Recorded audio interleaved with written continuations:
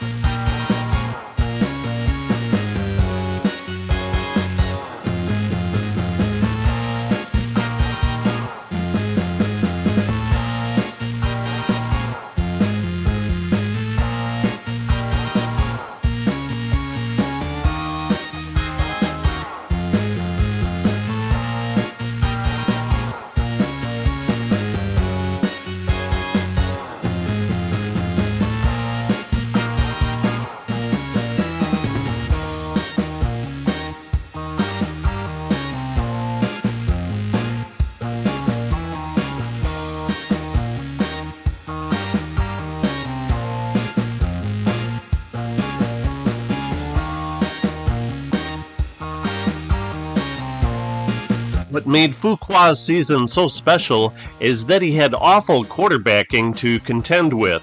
Half the time he spent running down defenders like 240-pound middle linebacker Bill Berge, number 66.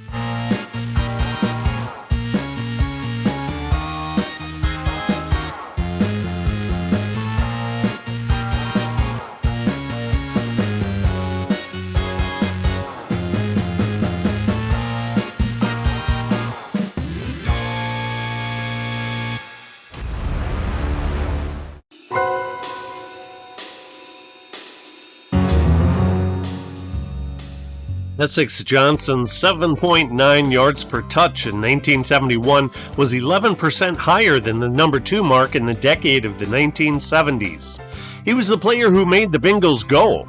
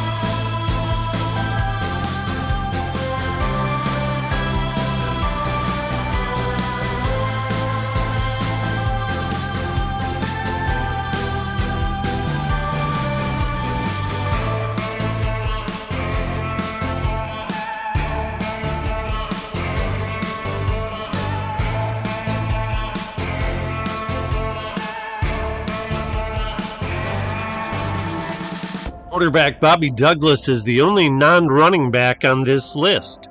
He was a terrific runner, but not so much of a passer, as he only completed 37.9% of his passes. In 14 starts, he only threw 9 touchdowns and averaged a paltry 89 passing yards per game. By comparison, he averaged 69 rushing yards per game. His 6.9 yards per touch all via the rush, was third best in the decade of the 1970s.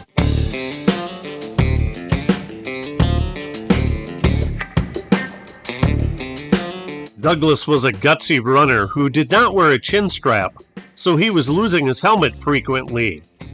He was as tough and gritty as any quarterback who's played the game.